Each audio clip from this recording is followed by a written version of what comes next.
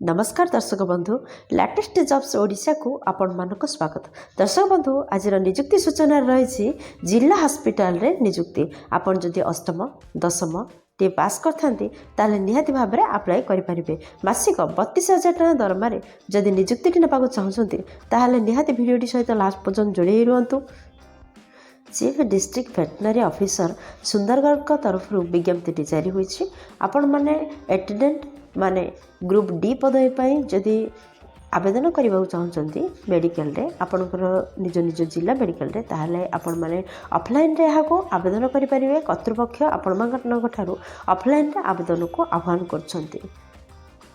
जदि आपण माने एथिपाई एलिजिबल एवं इंटरेस्टेड अछंती ताहले आसंती देणीबा आपणकर शिक्षागत योग्यता कौन रहिबा दरकार, बयस सीमा केते रहिबा दरकार, दरमा केते मिलिबो, सिलेक्शन प्रोसेस कौन रही, पोस्टिंग प्लेस केउठी रहिबो, टोटल पोस्ट केतिकी रिक्रुटमेंट प्रकाश पाई, आपणकर इंपोर्टेंट डेट कौन रही, इंपोर्टेंट नोट कौन रही, कौन कौन डॉक्यूमेंट आवश्यक हम आपड़ जब यह ऑफलाइन रे आवेदन करेंगे, एप्लिकेशन फी अच्छी कि नहीं एवं शेष में देखिए यह किपर आवेदन करेंगे।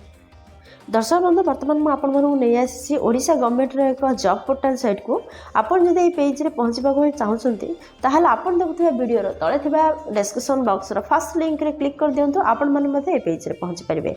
ऑर्गेनाइजेशन नेम होची Odisha district veterinary officer CDVO Sundargarh को तरफ विज्ञप्ति जारी होईछि। आपनकर जॉब कैटेगरी होची स्टेट गवर्नमेंट जॉब माने ओडिशा गवर्नमेंट जॉब अटे। केउ पोस्ट में विज्ञप्ति जारी होईछि देखंतु एटेंडेंट ग्रुप डी पोस्ट में आपणकर विज्ञप्ति जारी होईछि। एप्लिकेशन मोड आपणकर डायरेक्ट इंटरव्यू माध्यम रे रहउछि। आपण माने सीधा इंटरव्यू देबे एवं आपण मानकर सिलेक्शन रहइबो। दर्शक बंधु देखंतु केउ माने एथिपई आवेदन करि पारिबे। आम ओडिसा रो समस्त कैंडिडेट एथिपई आवेदन करि पारिबे। आपण माने जेउ जिल्ला रो आस्थिले मध्ये एथिपई आवेदन करि पारिबे। प्लेस ऑफ पोस्टिंग ओडिसा रे रहइबो। लास्ट डेट आपणकर 18 डिसेम्बर 2024 रोचे। जेंडर विषय जदि आम कहवा उभय पुरुष प्रार्थी और महिला प्रार्थी एथिपई आवेदन करेंगे। दर्शक बंधु फास्ट देखि नबा आपणकर शिक्षागत योग्यता कौन रहिबा दरकार। आपण माने निहाती भाव में 7th क्लास टे कंप्लीट करथिले एही पदवी पे आवेदन करि परिबे। आपण माने 7th 8th किबा 10th class complete करथिले एही पदवी पे आवेदन करि परिबे। एहा सहित NPCBB रो सर्टिफिकेट रही आवश्यक।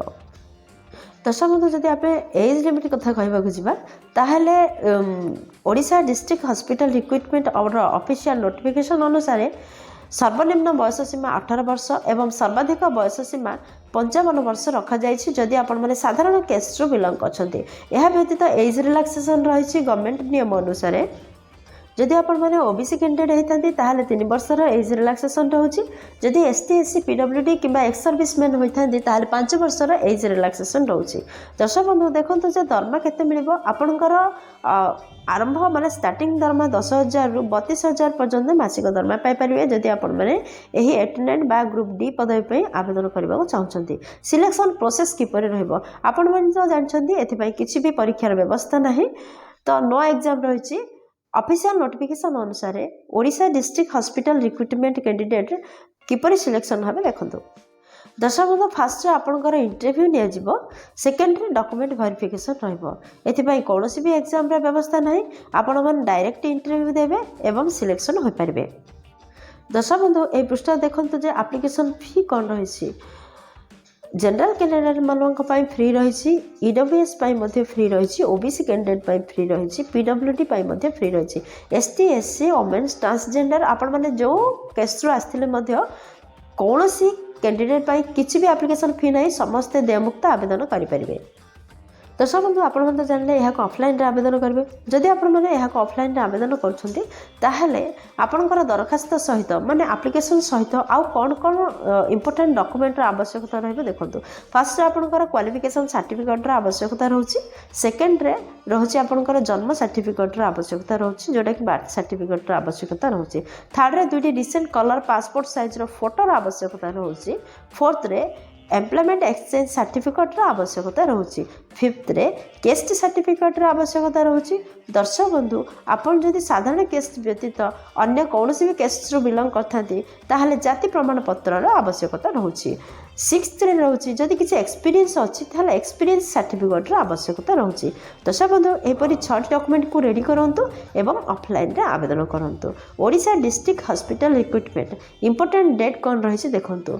अप्लाई डेट जदि आमे कहबाकू जिबा ताहले ऑलरेडी स्टार्ट हो साराणी। आपण मैंने चाहिए एवं मध्य अप्लाई करेंगे। यार अप्लाई लास्ट डेट रोचे 18 डिसेम्बर 2024। दर्शक बंधु मन रखु 18 डिसेम्बर 2024 हूँ यार last date. Odisha district hospital recruitment important note कौन रही देखो। दर्शक बंधु आपण जो आपणकर आप्लिकेशन को फिलअप कर केयरफुली फिलअप करेंगे जेपरी किसी भी डिले न रहे कि इनकम्प्लीट न रहे। नचेत जदि यह करती ताहले अथॉरिटी द्वारा आपणकर आप्लिकेशन को बा दरखास्त को खारज कर एवं लास्ट डेट रो बिफोर जेपरी आपणकर दरखास्त अथॉरिटी पाखे पहुँची तार गोटे सुंदर व्यवस्था करंतु। दर्शक बंधु बर्तमान चलन देखा यह किपर आपण मैंने ऑफलाइन आवेदन करेंगे। फर्स्ट आपण मैंने विजिट करूँ यार ऑफिशियल वेबसाइट को एवं ऑफिशियल नोटिफिकेशन को। दर्शक बंधु आपण मानकर सुविधापी आपण देखुवा वीडियो तले description box row first link रे यही जॉब रिलेटेड समस्त लिंक प्रोवाइड कर दि जाइए। आपण मैंने चाहिए डिस्क्रिप्शन बॉक्स रो लिंक रे क्लिक करी अप्लाई करेंगे एवं सेठारे पीडीएफ मध्य उपलब्ध रही जहाद्वारा आपण मैंने जॉब डिटेल्स जानीपारे। आउ अप्लाई करिया पूर्व नोटिफिकेशन को भल भाव में पढ़ंतु तापर अप्लाई करंतु। दर्शक बंधु यह हूँ ऑफलाइन आवेदन। आपण दरखास्त को फिलअप करंतु। आमे जो रिक्विट माने जहाँ रिक्वायर्ड डॉक्यूमेंट कथा कहले से सब डॉक्यूमेंट को कलेक्ट करंतु आपणकर दरखास्त रे अटैच करंतु एवं सेंड करंतु। देखंतु केउ एड्रेस रे आपण माने यहा को सेंड करेंगे। पोस्टल एड्रेस टी होची chief district veterinary officer Sundargarh. यही एड्रेस रे आपण मैंने आपणकर दरखास्त को सेंड करंतु। दर्शक बंधु आशा करछि वीडियोटी आपणकर बहुत उपकार लगे। जदि किसी भी उपकार करि वीडियोटी गोटे लाइक कर दिंतु सांग सहित यथेष्ट परिमाण शेयर करंतु। जदि चैनल रे नुआ अछंती चैनल को सब्सक्राइब करी बेल बटन रे प्रेस करी ऑल रे सेट करंतु। काहेकि ना प्रतिदिन प्रकाश पाउथुवा नुआ नुआ सरकारी नियुक्ति विषय रे चैनल टी रे प्रसारण करा जायथे। जदि आपण माने सब्सक्राइबर होई परिबे ताहाले आपणक पाखरे प्रथम नोटिफिकेशन टी पहुंची जिवो। दर्शक बंधु वीडियोटी को एपर्यंत देखि आपन को हृदय बहुत बहुत धन्यवाद। पुणी देखा लेटेस्ट जॉब्स ओडिशा नुआ एक फ्रेश अध्याय नुआ एक नियुक्ति सूचना सहित से पर्यंत जय जगन्नाथ।